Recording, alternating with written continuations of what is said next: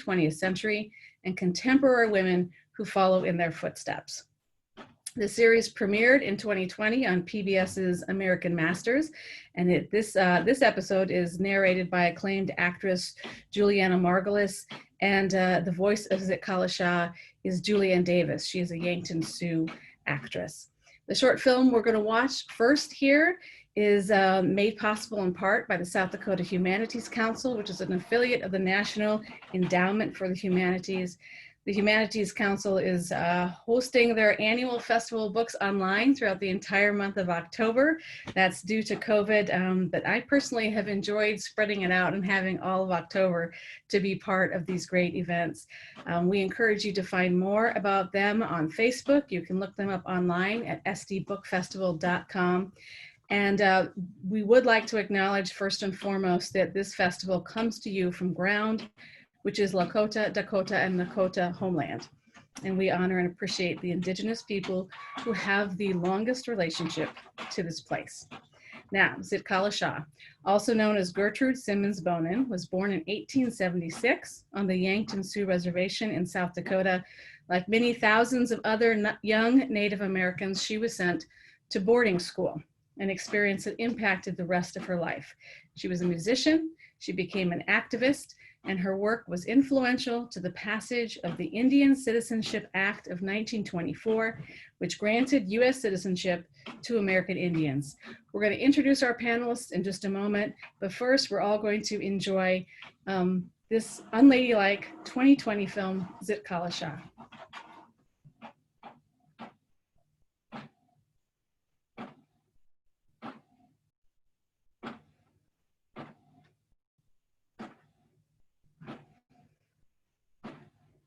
We'll just give them just a minute to get it started. It's about 10, 11 minutes, and then we'll come back and we'll introduce our terrific panelists. In the meantime, just know that you're all muted except for our panelists, and if you have a question, you can put it in the chat box, which is at the bottom of your screen. We will try to get to all those questions. If you have questions already, you can put them in that chat box as well, especially if you're a teacher and you have a classroom watching with us. We want to make sure that we answer those student questions today. So let us know in the chat box if that's the case.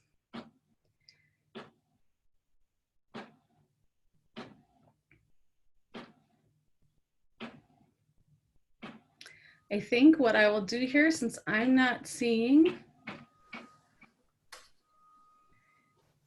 Lori, would Yes. you like me to share my screen and play it on my end? Would that be helpful? I will see if, and yes, that is my printer. My daughter's in college and she must have printed something right when we started this. So there's Aristotle is coming out on the printer while we have this conversation. I think that's totally appropriate. And welcome to Zoom, right? The switch for it is way over there. So we're just gonna let it roll. There, I think we're good. There we go.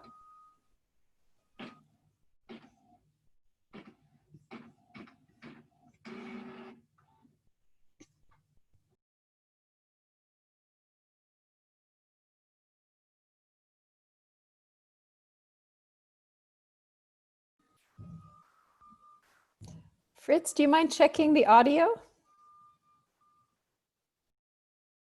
I don't hear anything.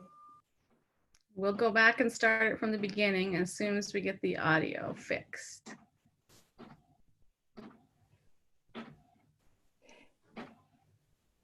You have to make sure to check, there's a box that says optimize for Zoom or something like that, and you use computer audio. Make sure you check both those boxes. It comes up when you start your screen share, so you might have to stop your screen share and start over.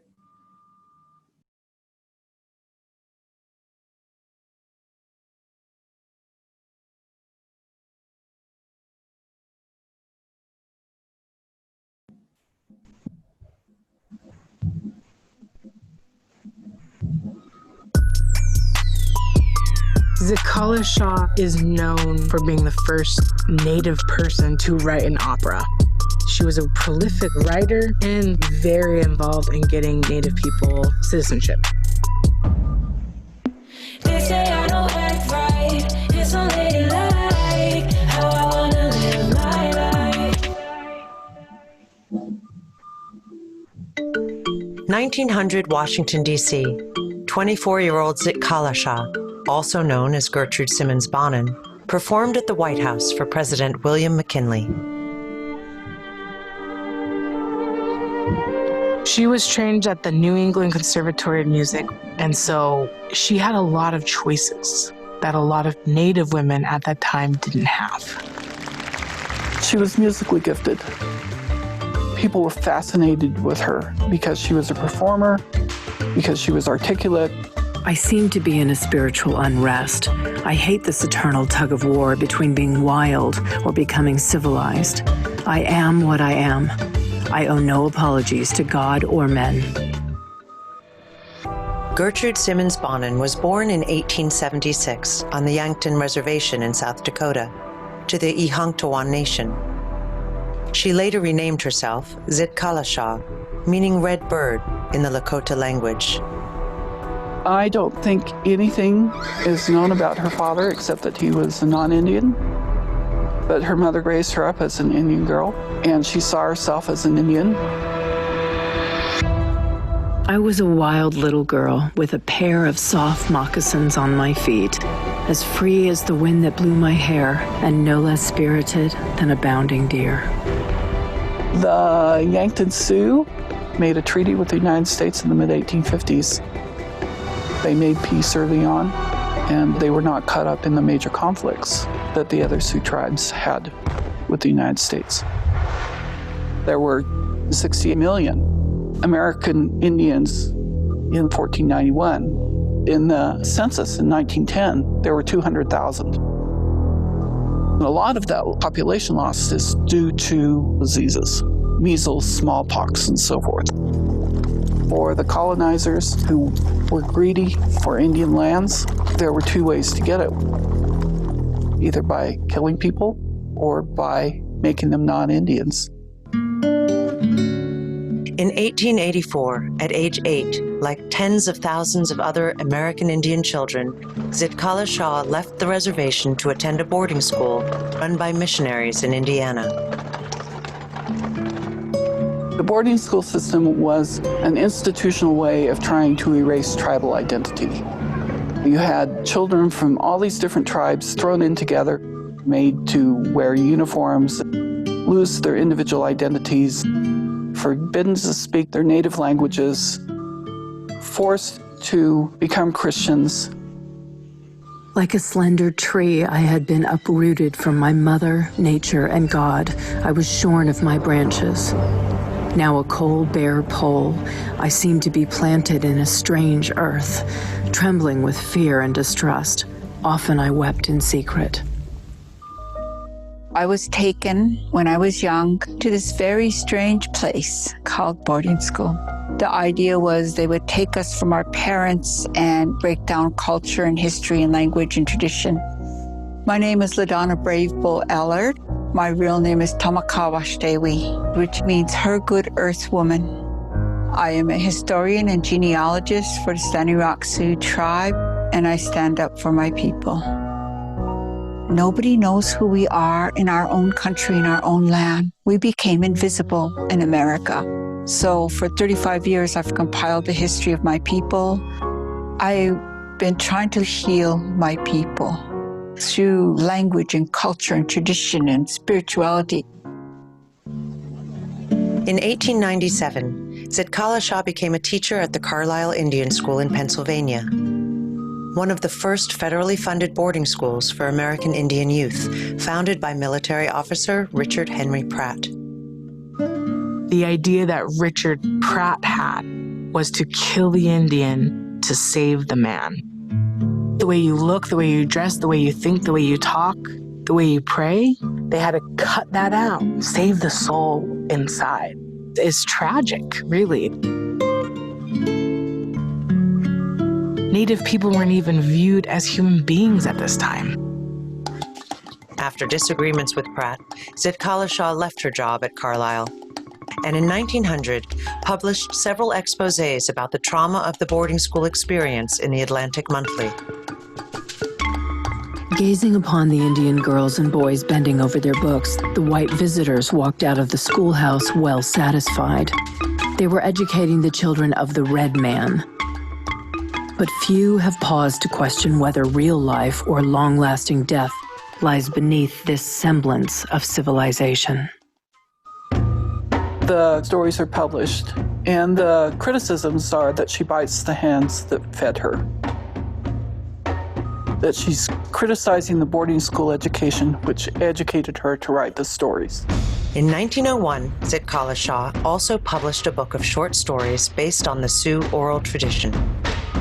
I have tried to transplant the native spirit of these tales into the English language since America in the last few centuries has acquired a new tongue. She works very hard to make the disparate parts of her life fit together.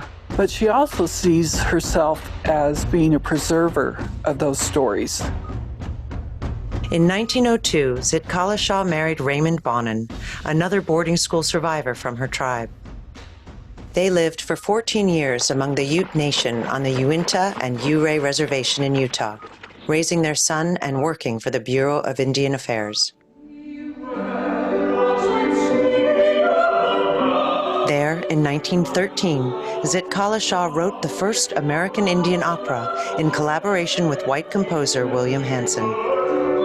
The Sundance Opera was inspired by a sacred ceremony of spiritual healing, then outlawed by the U.S. government. Sundance is common among the tribes on the plains, and it is a dance of personal devotion and sacrifice. She is resisting the denial of religious ritual and trying to elevate these tribal sacred dances and songs to what she knows is respected in Western society, which is grand opera. The opera was staged across Utah 15 times by a mixed native and non-native cast, with the major roles performed by trained white singers. Some critics suggest the opera presented stereotypical depictions of American Indians. The opera gave a space to perform sacred dances and songs. In a public setting, it preserved those songs. As she witnessed the quality of life on Indian reservations decline, Zitkala-Sa moved to Washington, D.C. in 1916 to dedicate the rest of her life to political activism. Indians are virtually prisoners of war in America. Treaties with our government are still unfulfilled. There is no doubt about the direction in which I wish to go, to spend my energies in working for the Indian race. As Secretary of the Society of American Indians, the first civil rights organization created by and for American Indians, she edited its journal and served as a lobbyist in Congress. She gives public speeches, she writes editorials, and one of her major causes was to help get citizenship for American Indians. Now the time is at hand when the American Indian shall have his day in court and find his rightful place in our American life. Wardship is no substitute for citizenship. Therefore, we seek enfranchisement. Zitkala-Sa's work was significant to the passage of the Indian Citizenship Act of 1924, which granted U.S. citizenship to American Indians. Zitkala-Sa understood that there's these two worlds that you have to be a part of, and you want to have power in both of them. In 1926, she and her husband founded the National Council of American Indians to continue advocating for American Indians' rights and representation. She served as its president for 12 years. That to me is like somebody who has enough empowerment in herself and enough integrity that she didn't let them stop her. In my culture, women have always been warriors.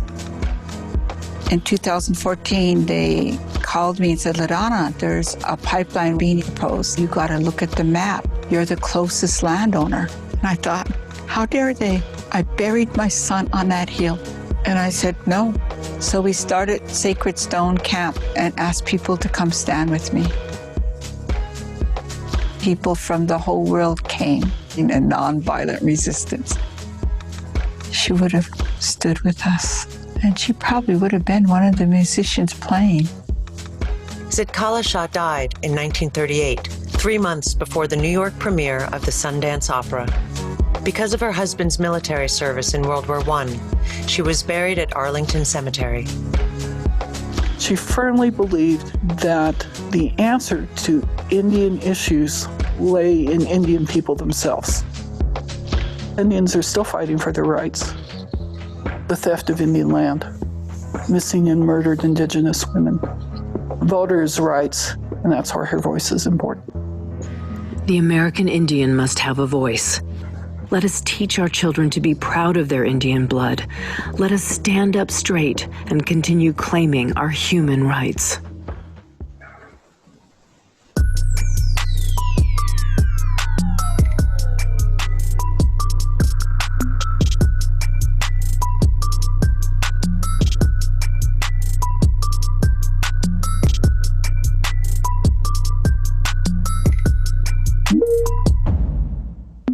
They say I don't act right. It's unladylike how I wanna live my life.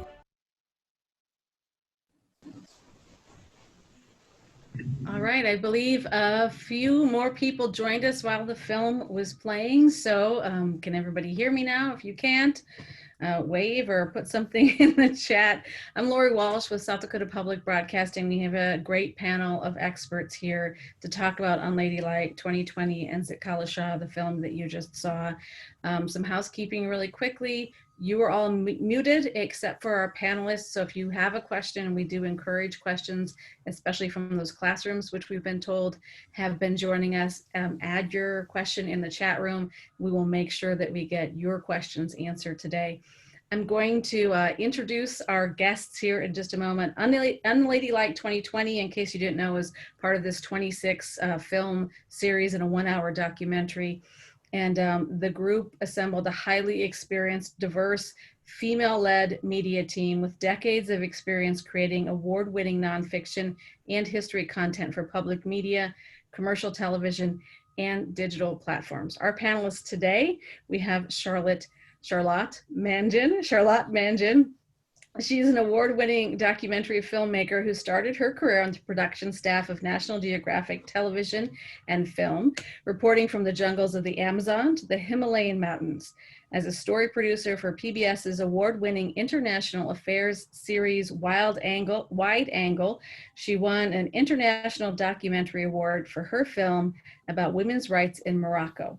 In 2012 and 2013, Mangin was nominated for 4 Emmy Awards for a 6-hour series commemorating the New York Public Broadcasting Station's 50th anniversary. She's the series producer at Futuro Media for America by the Numbers, a PBS series telling underreported stories about America's challenging demographics, and for Humanizing America, a digital shorts series for NBCnews.com that's profiling the diversity of the American experience today. Charlotte, welcome. Thanks for being here. Thank you so much for having me. That's changing, not challenging demographics. Challenging Although demographics. it comes with challenges, but okay. Thank you for that introduction. Awesome. Also with us, Dr. Jane Hafen. She is Taos Pueblo tribe and a professor emerita of English at the University of Nevada, Las Vegas. She serves as an advisory editor of Great Plains Quarterly, on the editorial board of Michigan State University Press, American Indian Series, and is an associate fellow at the Center for Great Plains Studies. She's a Francis C. Allen Fellow, Darcy McNichol Center for the History of the American Indian, the Newberry Library. Dr. Hafen edited Dreams and Thunder, Stories, Poems, and the Sundance Opera by Zitkala-Sa, co-edited The Great Plains Reader, and is author of Reading Louise Erdrich's Love Medicine, and articles and book chapters about American Indian literatures. Her critical edition, Help Indians Help Themselves, the later writings of Gertrude Simmons Bonin, Zitkala-Sa, was published in January 2020. The hard part's over. Those are our intros. Dr. Hafen, welcome. Thanks for being here. Thank you. Thank you so much for having me. And thank you for starting your program with the land recognition. I too give thanks to the Lakota, Dakota, and Nakota of your state. And I'm very happy to be here. I come to you from the land of the Nui because I'm living in Nevada right now. I want to start with finding these stories and going back a little bit to your original, connection with Zitkala-Sa, and for Charlotte, some of the other women. And Charlotte, tell us about Unladylike, this really remarkable documentary series, unlike anything that I've ever seen before. And how did it all begin? Thank you. So the origin story is that several years ago, I brought my two little boys to the Intrepid Museum. I live in New York, and it's an aircraft carrier on the Hudson River that's been turned into an air and space museum. And, two little boys, it's their favorite place in the city. And we happened to be there on a day that a children's book author was doing a book launch of a story called Soar Eleanor, about the life of Eleanor Smith, who in the 1920s was the youngest licensed pilot in the world. She got her license at age 16. And the men at her airfield on Long Island didn't believe that a girl could fly. And so they dared her to fly under a bridge. You may know this was the time when barnstorming, all these crazy aerial stunts, loop-de-loops and wing walking and so on were all the rage. So Eleanor flew under all 4 bridges of the East River to really prove herself to these men, and went on to become a test pilot, broke a number of endurance records. Late in her career, actually worked with NASA on flight simulators.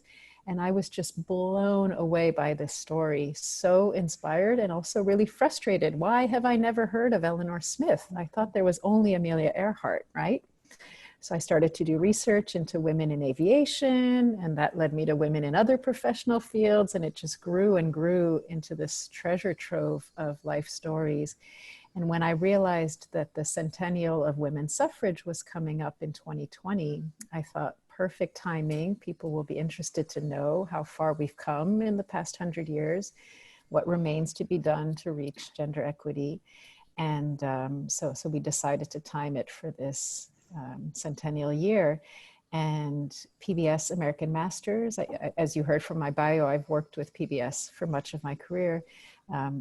We were very lucky. They 3 or 4 years ahead of time could plan that far ahead, unlike many other broadcasters. Right. PBS actually plans ahead. They're like, oh, centennial, yes, that makes a lot of sense. So American Masters, the biography series, came on as our main distributor. And then the biggest challenge was reducing my research. I had probably unearthed 250 different women from the turn of the 20th century. And we had to boil it down to the 26 that they were able to broadcast for the 26 weeks between March, the start of March for Women's History Month, and August 26th, which was the actual 100th anniversary of suffrage this year, the date that the 19th Amendment was entered into the Constitution. So we were lucky to work with a panel of humanities scholars, 8 different historians and women and gender studies experts who helped us, sort of bring into focus who the key women should be, chosen with an eye toward diversity of racial, ethnic background, geographical origins, the professions that they chose, but also really trying to bring to the fore little known names and really help shift the narrative about how women and women of color especially were changing America a century or more ago. Most streamed in American Masters history, is that yes, right? Thank you. Yes, our broadcast hour, which aired on July 10th, and Zitkala-Sa is one of the 5 women featured in it. We focused on 5 women who were politicians or civil rights activists It was called The Changemakers, and it is currently has the status of the most streamed American Masters film in the show's 34-year history. So that's very exciting.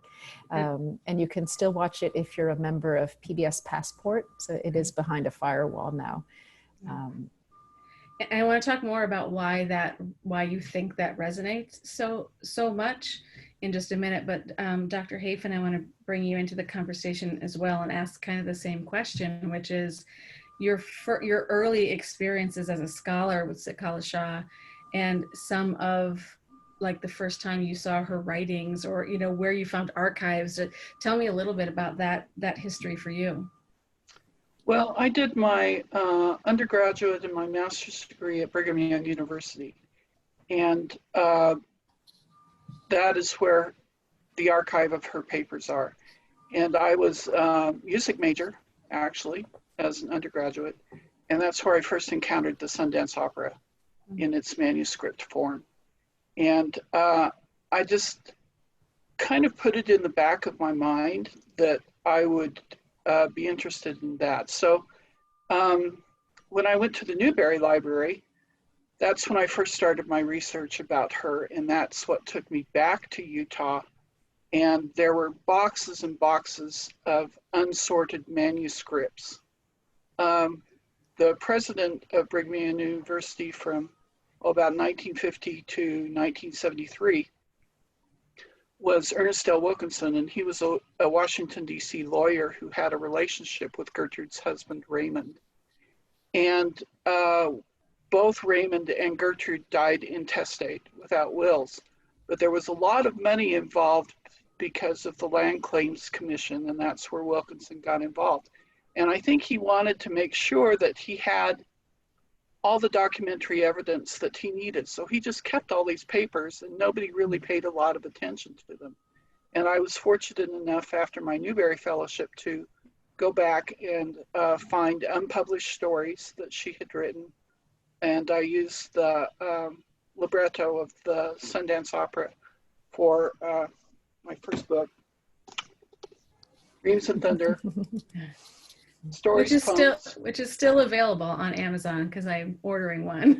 Oh, yeah, it's published by University of Nebraska Press, and yeah, I was really lucky to do that, and that led into a much longer process of gathering her later writings, which is a newer book, Help Indians Help Themselves, which came out in January. But I think she was pretty well known prior to this, because she is the first woman to write without the assistance of an editor or a translator when she wrote those boarding school stories that were referred to in the film. And they're collected under American Indian Stories, which was published in 1921, but has pretty much stayed in print the whole time. It's in the public domain, and it does give a first-hand account of the boarding school experience. So most people know her for that much of her life, but she had this huge life of activism and writing and political influence. Yeah. So you got to hold her handwriting, the actual manuscripts that she that just makes me excited. Like, what's her handwriting like? What what can you tell from looking at the piece of paper about her as a writer or as a thinker? Well, she was an editor. She would go back and correct things, and that was interesting to me to see that process. And one of the most interesting things, I think, is in this book, there's a story called The Squirrel Man, which she wrote in Dakota, and then she rewrote in English. And I had a friend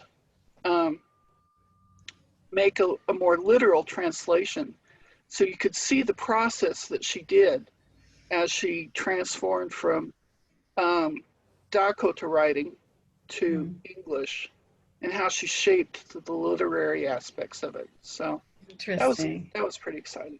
Yeah. Say more. You mentioned in the film about, you didn't use the word ungrateful, but this idea that people were upset that, you know, she had been educated and that then she would use that education to criticize. And this is a huge theme, I think, throughout history of, you know, you should be grateful, you should assimilate, you should do these things that, just say more about that, if you would. Like, what do we know about the world that she lived in based on some of that criticism? Well, she went head to head with Henry Pratt over this, and I really appreciated the thoroughness of the documentary, because they called me to check the sources about how she was criticized in the newspaper from the Carlisle boarding school. And yeah, I have them, and yeah, they flash up on the screen. Like I say, the film was very thorough in checking its sources. But basically, they called her just that, ungrateful for the education she'd received, because she had the audacity to say, look, this is not necessarily an all good thing. And so it's really it's an irony. My father went to boarding school. He was taken from his home when he was 13 years old, and he didn't speak English. And he was sent to Santa Fe boarding school. And there's a very famous episode where John Collier, who later becomes the Commissioner of Indian Affairs, takes him out of boarding school and takes him back to Taos so he can go through his ritual training in the Kiva, and then takes him back to boarding school. And my father became an educator, and he loved education, and he believed that, and it started with his boarding school. He was the first graduate of college from our tribe. And so he knew the power that it could give, but he still had to go through certain sacrifices to attain it. So it's a very complex situation. Mm-hmm. Somebody commented that the South Dakota State Poetry Society has named Zitkala-Sa the first posthumous poet of merit. And with the comment, it seems to be her year at last. And that brings us back to the question we were talking with Charlotte a few minutes ago, which is, like, why now? You know, this, everybody is streaming this, everybody's talking about, clearly there is a sense of history at 100 years, but it seems like there's more to it than that. So Charlotte, and then we'll ask Jane the same question, really, which is, like, why the interest now to where you put something in the world and the world is ready to hear it? Mm-hmm. Sure. Well, I had this dream several years before the women's marches, the Me Too movement. So, you know, then it became like, oh, we need to catch up. You know, society is ready. Let's get this out there soon. I think, you know, Jane, correct me if I'm wrong, but women and gender studies, even as worthy of academic exploration, is a fairly, you know, it's in the last 40 to 50 years that it's even become a subject of study. And the history is, as we know, always written by the victors, which up until recently have been white men. And so a lot of these women get forgotten over the years. Some of them were very famous in their lifetimes, and then over the years, you know, the archives get put away and people forget about them. And I think there's increasingly in popular culture a movement to remind people that women are 50% of the population, and they contributed to shaping this country too. So there's been a lot of, especially children's books written recently, you know, the Rebel Girls books, if any of you are parents of of young girls, or have become really popular as bedtime stories. So I think, yeah, the world was ready for, you know, to hear these stories finally. But because archive was quite limited, because some of these women didn't really stand the test of time, is coming back to your observation that you've never seen a documentary look like this. We early on paired up with this very talented artist who created the artwork and the animation that you saw. And we really wanted to make this black and white history feel alive and present and exciting and still relevant. Hence these bold colors and an editing style that's very fast paced and dynamic, to hopefully reach an intergenerational audience who might otherwise think like, oh, history's kind of boring. Right. Have either of you heard, have you had to overcome your own obstacles with people telling you the stories weren't interesting or didn't have an audience? And Dr. Hafen, maybe we'll start with you there. Did people say, when you're seeking publication for your book, or you're doing a lecture, did people tell you her life didn't matter, or have you run up against that? Oh, sure. My initial manuscript was rejected by several presses, and it's part of a pattern, though. The manuscript is part of a pattern of recovery literature that has gained more interest as time has gone on. And unfortunately, one of the major critics, who I will not name, called the publication of Scott Momaday's Housemaid of Dawn a Native American Renaissance, like here are writers from a population who've never written before, and that's simply untrue. There's a lot of writing and consistent writing prior to 1968 of American Indian literatures. Charlotte, these are the people Go who ahead, review Jane. the manuscripts. These are the people who review the manuscripts. And we were talking before the program began about Hyde Erdrich now being published by a major New York house, and how significant that is, because a lot of Native writers are published by small publishing houses and don't get the public attention that they should, even now. Right. Charlotte? And when I was initially pitching this project to various television partners, it depended who was in the room, but women tended to be more receptive and immediately got it and were very enthusiastic, and men, it took a little more convincing, like, what's the commercial value of this? Is there really an audience? Why does this matter? There were more questions to answer depending on who the audience that I was trying to sell the project to was. And Charlotte, as I look at some of the other films, I was watching Queen Liliuokalani, and also a composer with music that we still, is still played in Hawaii today and is very familiar to a lot of people, which I never knew the Queen had written that. But I want to talk a little bit about Zitkala-Sa's artistry and music and expression. And I think Jane can maybe fill us in on that a little bit. But first, Charlotte, this idea of how many of these women were using their voices in these really unique and particularly artistic ways. There's, several. Yeah. There are, and they're also multifaceted. It's really hard to put any of them in a box, which made, for instance, the choice of who should be our modern day Zitkala-Sa really complex. I remember asking Jane after I interviewed her, do you think it should be an author? Should it be a musician? Should it be an activist? Like, she was all those things and more. But I'm very happy that we chose an activist that really helped, especially because of the connection to the Standing Rock protests, really helped connect it to the 21st century. Dr. Hafen, talk about her as an artist, and then let's talk about her as an activist. But first, that her life as a composer, and you mentioned her literary skills, but what did music mean to her? Well, when she was in the boarding school, she was trained like many students were, and she won an oratory prize when she was very young. So her oratory skills were very powerful, and that's not surprising, given American Indian oratory.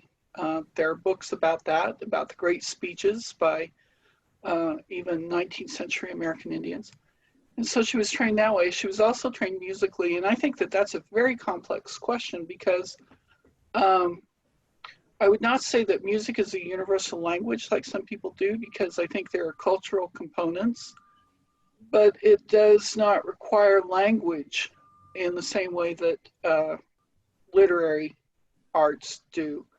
And so she was trained on the violin, which has more tonal flexibility than, say, the piano. You play the piano, you strike the note, and the note plays, right? But on the violin, you can cheat on those tonal patterns. And what she was doing was imitating tribal songs on the violin. And so she would play them on the violin, and then her partner, William Hanson, would transcribe them. But also parts of the opera were native performances. And I talk about this in the book and write about this. And I know that Meg Singer, who talks about the opera, talked about this as well, is that there were parts of the opera where the natives just performed. And there are certain aspects of native music that you just can't transcribe to fixed notation and fixed times. And so she managed to bring those together in the opera, I think, in a very brilliant way. And talk about her activism, because again, that goes back to our earlier question about, you know, using her voice. And in the film, it talks about this sort of division, that she's this pull between two worlds that other people expect her to be experiencing, and how she feels about this, you know, undivided life that she wants to live. Tell us a little bit about, and your second book maybe goes into that a little bit more, of her devotion to helping others and to speaking, using those talents to say something powerful that we remember to this day. Well, she was, it was at a time where legally things on Indian reservations had to be resolved in Congress. And so the congressional committees had to have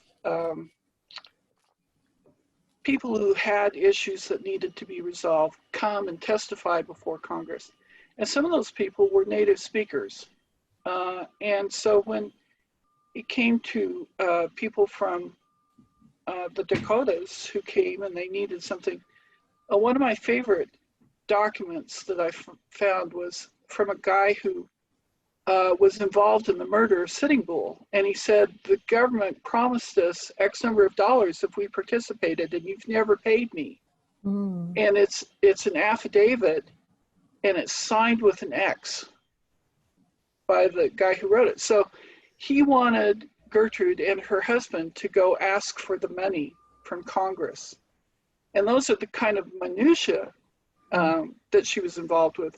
But she was also very much involved in the grand scale. She was one of the co-authors of a piece called Oklahoma's Poor Rich Indians.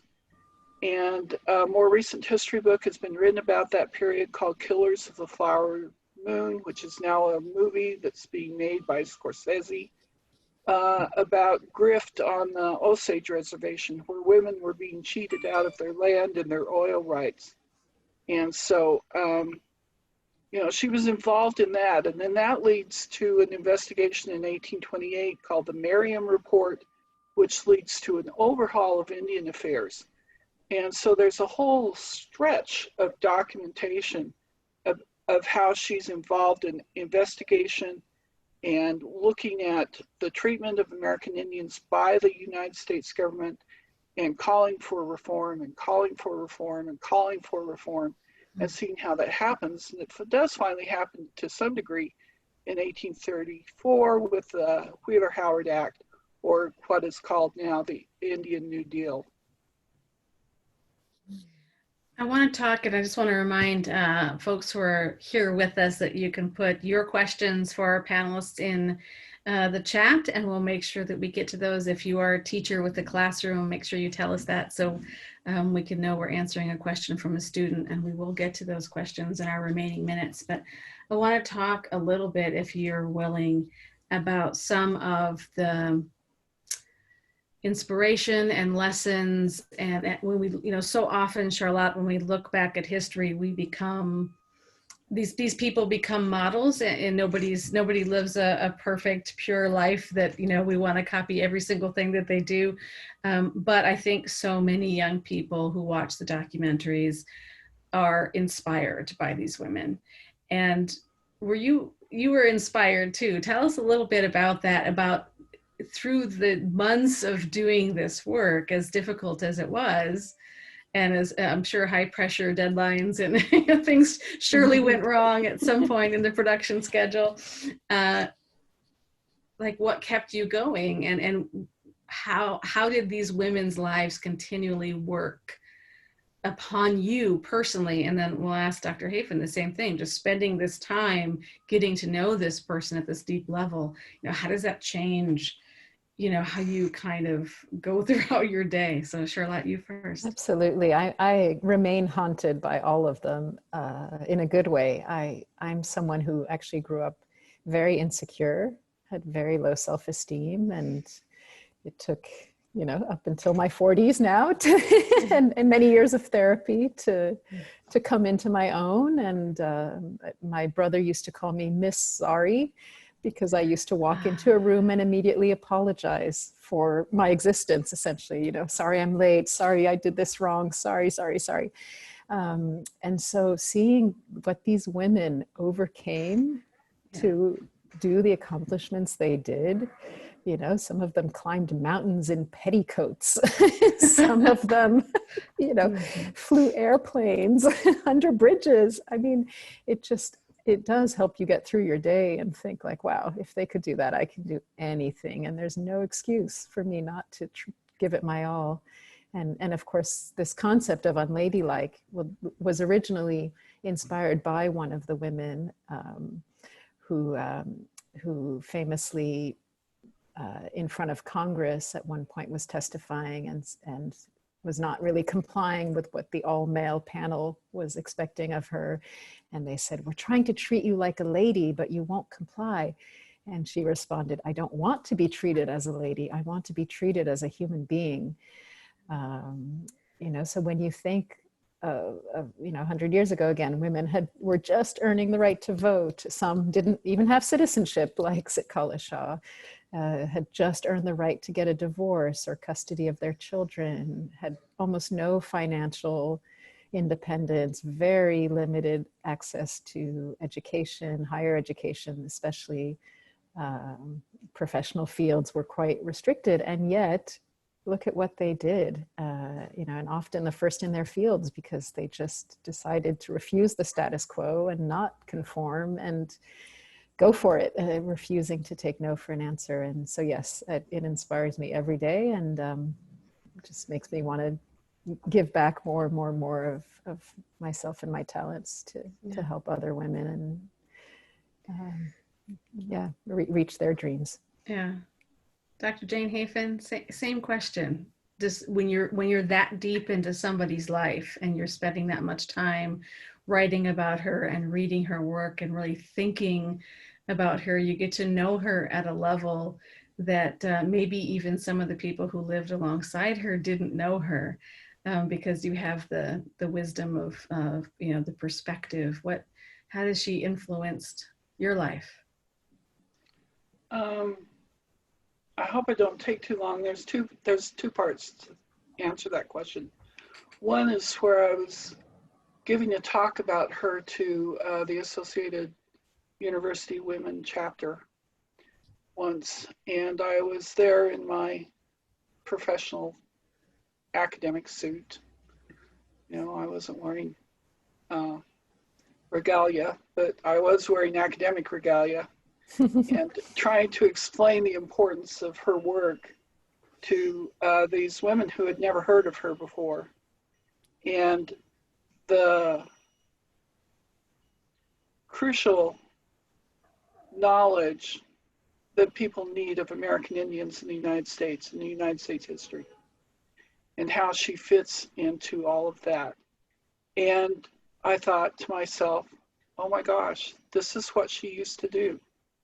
This is what she did with the women's clubs. This is what she did with, except I didn't have to get paid to do it. She was always having to scramble for money She was often destitute. And I thought, oh, I lived such a life of privilege because of women like her. So that was a transforming moment for me. And the second part is when I was really neck deep in the archives in Denver, in the National Archives repository there. And I followed a chain, which I did not know existed. I was, even though I'm Taos Pueblo, I was born on the Ute Mountain Ute Reservation because my father was working there at the time. And what I didn't know and was able to put together is that the reason the Utes hired my father, an educator, was because of the settlement under the Land Claims Act, which Raymond Bonin, Gertrude's husband, did all the preparatory legal work for. So there's a direct chain from what he was doing and what she was doing to how the tribes were compensated for their land loss, to how they formulated a plan for education on their reservations. And that's why my dad was there, and that's why I was born there. So yeah, it became a very personal journey, not just an academic, you know, when people study Shakespeare or Chaucer or other things in literary fields, it's an intellectual thing. But for Native peoples and American Indian literatures, there's a lot more at stake there because it's about our lives and it's about survival and it's about who we are and where we are. And that aspect of her life is very personal to me. Yeah. And so I was honored to be in the right place at the right time, even though I am not of the Sioux Nation. I do think that I found those documents before they got out and before a lot of them went missing. And I just feel really honored to have studied her life. And one last thing, you don't make a lot of money publishing academic books, but I've never kept the royalties. I've always donated them to causes that I thought she would honor. Including recently Unladylike. Thank you, Jane. Unladylike. It's not a lot, but you know, I do think that she would support that. Thank you. Thank you. A question from our group, and again, if you have questions, you can put them in the chat feature. We have about 5 minutes left of our time, so now is the time if you have a question. And this one asks, can you compare the cultural role of Native American women at the time the boarding schools arose, and what was being taught about what was required to be a civilized lady in those schools? And referencing here the cheerleaders in the documentary. So let's play with this word unladylike, and then this idea of civilized in the context of the boarding school. I don't know which one of you wants to take this question. What do we know about what was required of civilized ladies at this time in those schools? I would know only superficially, so but I can give it a try, and Jane, you fill in the blanks. Sure. I mean, my understanding is these children were really stripped of their native heritage. They were forced to cut their hair, change their clothing to Western clothing. In some cases were beaten for speaking their native languages, you know, so forced to speak English. But beyond that, I don't know specifically what the training of a lady might have been. So Jane? Well, civilized standards based in Christianity. And in some of the schools, the children were farmed out in the summer instead of going home. And by farmed out, I mean they were assigned to families to perform domestic work. And they would have to know proper behavior to be in a non-Indian home. And yeah, they were trained in what was polite, and they were trained in proper etiquette. Which is very different, I think LaDonna says in the film about, you know, this culture, the women are warriors, or women are, you know, the independent. I can't remember who the guest was recently. I apologize, I'm in the moment, who said Phyllis, you're going to help me out here and tell me who is Sally Rush Wagner said it. Sally Rush Wagner said just that these, and she was quoting someone else, but we talked about it in our interview, how much Indigenous women lost. Just of all the people who went from the place that they were to what all of a sudden this new culture had decided they have, the value of them being almost nothing. When we talk about missing and murdered Indigenous women, and we talk about the history of what's happened, it's shocking at how different women of this culture were viewed. So the idea of bringing them into a boarding school and teaching them how to be a lady must have been quite a transition indeed. Another, go ahead, Jane. No, I just wanted to say one more thing that's broader than the Indigenous experience, which is in many states at the time, I'm not sure specifically about South Dakota, but there were laws on the books that a married woman could not work.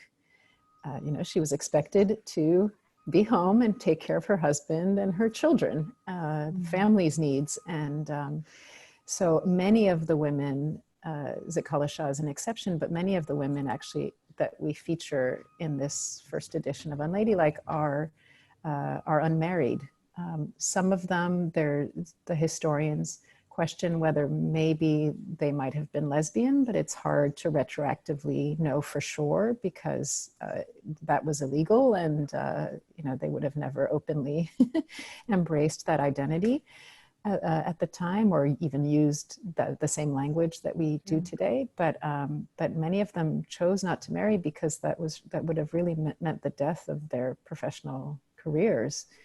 You know, so even a profession like being a teacher or a nurse, which were more acceptable roles because they're caregiving roles, even that some women had to stop once they married. Their husbands wouldn't let them continue, or the law wouldn't let them continue to work. Jane, did you want to add to that, or we have one more question here? If oh, well, you go ahead first. Yeah. In American Indian stories, Gertrude works very hard to show that there were societal behaviors that were proper, that she was civilized before she got to the boarding schools, that she knew what proper behavior was. Yeah. Huh. How much is saved because of her? Because she was able to take an oral tradition, learn the language, learn it eloquently, and then apply it, and then find a place for it to live. I mean, how much did she save of a culture that was being intentionally erased as faster than she could possibly write? Oh yeah. There's that. Yeah. One more question, and this is one more thought before we leave. I also want to leave people understanding that, you know, she was a human being and had flaws too, and this is something that maybe didn't make it into the film because we were trying to keep these short, and there was so much to say, and a short story can never quite you know, do justice to the full life. But Jane, you brought it up in your interview with me. You know, she had some controversial positions on things like the use of peyote in certain tribal rituals. Jane, I'm sure you would be able to say more, but you know, so she was flawed also, and a product of her time and of the education, the Eurocentric education that she had received. Yeah, she actually allied with Richard Pratt in the anti-peyote fight, which they lost, and it caused divisions among the Society of American Indians, which made the society fold, basically. Were there other things, Jane, that she was controversial for? Yes, there were, but because she had a very strong personality. But one of my favorite things that she writes is that children weren't getting enough milk in school. Well, you know, most natives are lactose intolerant. Wow. One more question here. I just thought of another one. Sorry, there's so much to say. With the Sundance Opera, her tribe, the Yankton Sioux, do not have a Sundance, right? So there's this level of cultural appropriation happening, where at the time she was living among the Ute Nation in Utah, and she's collaborating with a white composer, you know, and there's all these levels of interpretation happening where she's sort of appropriating the Sundance of a different tribe. But she also gets a lot of the cultural things right, like the Heyoki, or the inversion there, and the gossips. There's a trio of singers called the Gossips, and so there are some things that she's not right on the mark, and others that she gets on the mark. And then there are those who say she shouldn't have been writing an opera about the Sundance to start with. So there you go. Charlotte, do you hope to do more in the future? Because yes, that's the last question. Yeah. Perfect place to end. I would love nothing more than a season 2, you know, maybe Unladylike 2022, if we can raise the money fast enough. But TBD. But yes, I am not ready to give this up. There's so many other women waiting for their stories to be told. So much in 2020 has been about knowing our history and understanding our history. And in some ways we don't know it at all, because some of it has yet to be told. Yes. Because there are boxes of archives somewhere waiting for someone to discover. Thank you so much. And if it's not unladylike, then it will certainly be something along those lines. For instance, my collaborator, Sandy Rattley, and I are looking very closely at what's happening with monuments in this country. And research shows that less than 8% of monuments monuments of historical figures are of women, and many that are of fictional women. Like in Central Park, where I live, there's Alice in Wonderland and Mother Goose, and they only just a month ago put in a statue of real women for the suffrage centennial. Susan B. Anthony and a couple other suffragists. So it might be related to monuments, but hopefully we'll continue with more biographies. All right, you can find links in the chat to a survey you can take to give us some feedback on this program today. Don't forget to look for more South Dakota Festival of Books throughout the month, different events at sdbookfestival.com. Unladylike 2020 on YouTube, there's a channel. You can also watch the full thing on Passport if you're a member of South Dakota Public Broadcasting. If you're not a member of South Dakota Public Broadcasting, what a great time to do that. SDPB.org, click on the red donate button. That's super easy. And, you know, as we continue our plugging, you know, pick up Dr. Jane Hafen's books on Gertrude Bonin. They are called Help Indians Help Themselves, the later writings of Gertrude Simmons Bonin, Zitkala-Sa. And the first one is, help me get the first one. Dreams and Thunder. Dreams and Thunder, Stories, Poems, and the Sundance Opera. And if I can just make one more plug, because you mentioned some classrooms are tuning in for the teachers and students out there. We worked with PBS Learning Media, which is a free educational platform, to create a collection of lesson plans for all 26 women, including Zitkala-Sa. So feel free to look for Unladylike 2020 on PBS Learning Media and bring these stories into your classroom and inspire a new generation. Such great work. Thank you. Thanks. Thanks to everyone. Such a pleasure. Thank you for having us. Thanks to SDPB Engineering for making it all work as well. We'll see you next time. Bye-bye.